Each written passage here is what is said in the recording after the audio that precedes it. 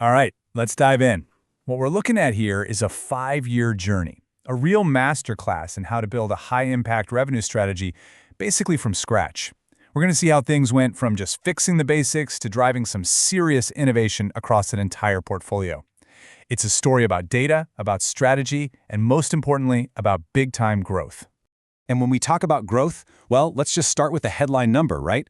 This journey delivered up to a 12% lift in revenue per available room. Now, that's not just a small bump. We're talking about a really substantial, measurable impact on the bottom line. But it wasn't just about driving revenue. It was also about creating some incredible efficiencies. We're talking about saving 8 to 12 hours of manual reporting per property every single week. Think about what a team can do with all that time back in their pockets. And maybe just as critical in today's world, it was about owning that customer relationship. These strategies led to an increase in high-value direct bookings by as much as 15 percentage points. That means lower commission costs and a much healthier, more profitable business. So here's our roadmap. We've just seen that impact snapshot. Next, we'll dig into year 1, where the foundation was laid. Then we'll get into the strategic growth of years 2 and 3, see how it all got scaled up in year 4, and finally, wrap up with what it all means for what's next. Okay, let's start right at the beginning. Year 1 was all about one thing: creating order out of chaos. The main goal was to build a single source of truth, a really rock-solid foundation for data, so that every single decision from that point on could be made with confidence. And the approach in that first year was super methodical. It kicked off with getting everyone to speak the same language by standardizing the key metrics. From there, it was all about rebuilding the core forecasts, and then the year finished up by digging into rate parity and channel costs to find and plug any revenue leaks. So what was the big problem? Well, it was pretty simple, really. If you don't have a shared language for your data, you can't have a coherent strategy. Every property was kind of measuring success its own way, which led to these multiple versions of the truth.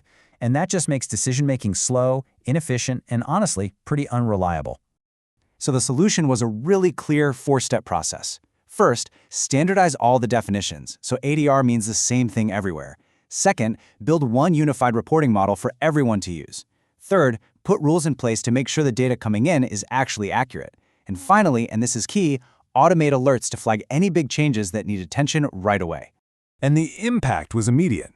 This wasn't just about having cleaner data, it was about speed.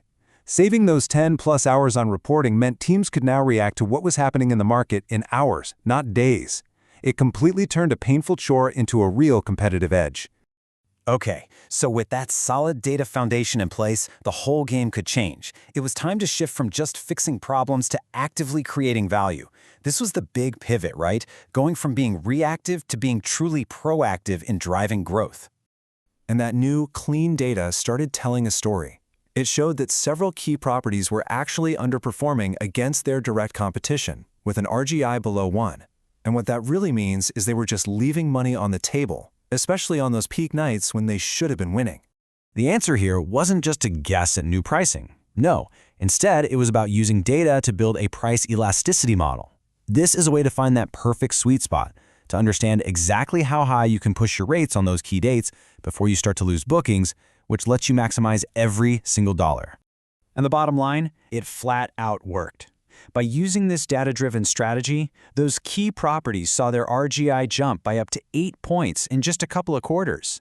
That's pure profit, captured directly from opportunities that were being missed before. So that brings us to year 4, which was a real inflection point. This year was all about taking what worked, those proven strategies from individual hotels, and figuring out how to scale them across the entire portfolio using technology and automation. Because at the portfolio level, the bottlenecks were obvious. Even with good data, you still had people manually pulling reports, slowly spotting issues, and inconsistently tracking what was being done about it. To manage a growing portfolio, the system itself needed to get a whole lot smarter. And the solution was a total game changer: a centralized Power BI revenue command center. This thing automated the whole process. It sucked in all the data, used smart alerts to flag only the things that actually mattered, and even had a built-in tracker to make sure actions were taken and to see the results. The impact on speed and efficiency was just incredible. The whole reporting cycle, from getting the data to making a strategic decision, went from a sluggish 3-day ordeal down to same-day analysis. This created a level of agility that was just impossible before. So what did this all add up to? Well, this 5-year journey didn't just create a string of successes, it actually built a scalable, data-driven framework for future growth. And just as important, it pointed out exactly where to focus next. The first huge takeaway is just how powerful a remote, tech-first model can be. This whole journey proves that if you focus on automation and standardization, you can build systems that deliver a massive, quantifiable return on investment across a diverse portfolio, all without needing to be on site 24/7. But what's really cool is that this success also shines a light on what's next. While automation gets incredible results, we can see clear opportunities to make an even bigger impact by helping teams on the ground adopt these tools even more deeply and by finding new ways to capture that nuanced, local market feel. And all of this leaves us with a really powerful, forward-looking question. We've seen the playbook, right? We have a proven method for turning data chaos into strategic results.